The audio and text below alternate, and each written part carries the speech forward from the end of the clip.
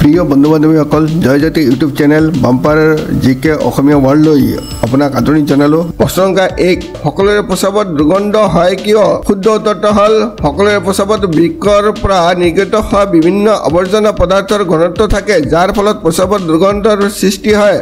প্ৰচুৰ পৰিমাণে পানী আৰু কম আৱৰ্জনা থকা প্ৰস্ৰাৱৰ গন্ধ কম বা একেবাৰে নাথাকে। প্ৰশ্ন সংখ্যা 2 গৰ্ভাৱস্থাত কি কি শাক পাচলি খালে ল'ৰা সন্তান জন্ম হয়? বন্ধুসকল, যদি আপুনি মোৰ ইউটিউব চেনেল বাম্পাৰ জিকে অসমীয়া ৱৰ্ল্ডত প্ৰথমবাৰৰ বাবে আহিছে বা এতিয়ালৈকে চেনেলটো ছাবস্ক্ৰাইব কৰা নাই তেন্তে অনুগ্ৰহ কৰি চেনেলটো ছাবস্ক্ৰাইব কৰি বেল আইকনটো অন কৰি ৰাখিব যাতে মোৰ নতুন নতুন ভিডিঅ'বোৰ তৎক্ষণাত পাব পাৰে। ভিডিঅ'টো লাইক আৰু শ্বেয়াৰ কৰিবলৈ নাপাহৰিব। শুদ্ধ উত্তৰটো হ'ল পটাছিয়াম হৈছে এক অপৰিহাৰ্য পুষ্টিকৰ পদাৰ্থ যিয়ে গৰ্ভধাৰণত গুৰুত্বপূৰ্ণ ভূমিকা পালন কৰে। পটাছিয়াম থকা খাদ্যবোৰ হ'ল আলু, ব্ৰকলি, উৰহি, মচুৰ দাইল, কচু, সেউজীয়া বুটমাহ, সেউজীয়া শাক পাচলি আদি। নিয়মিতভাৱে উচ্চ পটাছিয়ামযুক্ত খাদ্য খোৱাৰ ফলত ল'ৰা সন্তান গৰ্ভধাৰণৰ সম্ভাৱনা বহুগুণে বৃদ্ধি পাব পাৰে। ভিডিঅ'টো চোৱাৰ বাবে অশেষ ধন্যবাদ।